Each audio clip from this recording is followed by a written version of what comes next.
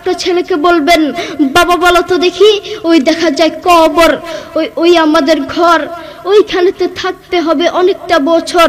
ও কবর তুই চাস কি? নেককার লোক পাস কি? নেককার লোক পাই না, একটা যদি পাই ধরে জান্নাতে ঢুকে, ঠিক কিনা? আপনি আপনার ছেলেকে এগুলো শিখাবেন, তাহলে আপনার ছেলে যোগ্য আলেম হতে পারবে। আপনি আপনার ছেলেকে একদিকে অঙ্ক শিখাচ্ছেন, আরেকদিকে সুদ শিখাচ্ছেন। আপনি আপনার ছেলেকে বলছেন, বাবা বলো তো দেখি, 100 টাকায় যদি 2.5 টাকা সুদ আসে, 10 লক্ষ টাকায় কত টাকা সুদ আসবে? মুসলমানের বাচ্চা সুদের অঙ্ক কেন শিখবে? আপনি আপনার ছেলেকে সুদের অঙ্ক কেন শিখাচ্ছেন?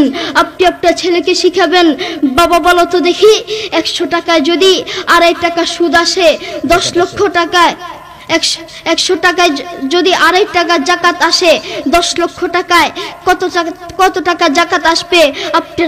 আপনি আপনার ছেলেকে এগুলো শিখাবেন। একদিকে ইসলাম শিখবে, আরেকদিকে জাকাত শিখবে। মুসলমানের বাচ্চা সুদের অঙ্ক কেন শিখবে? মুসলমানের বাচ্চা অঙ্ক শিখবে তো ইসলামিক পদ্ধতিতে শিখবে। কোরআনের কথা বলতে যদি নিজের জীবন দিতে হয়, জীবন দিতে রাজি। ইসলামের কথা বলতে যদি নিজের জীবন দিতে হয়, জীবন দিতে রাজি। হকের কথা বলতে যদি জীবন দিতে হয়, জীবন দিতে রাজি। কিন্তু ঈমান হারাতে রাজি নাই, ঠিক কিনা?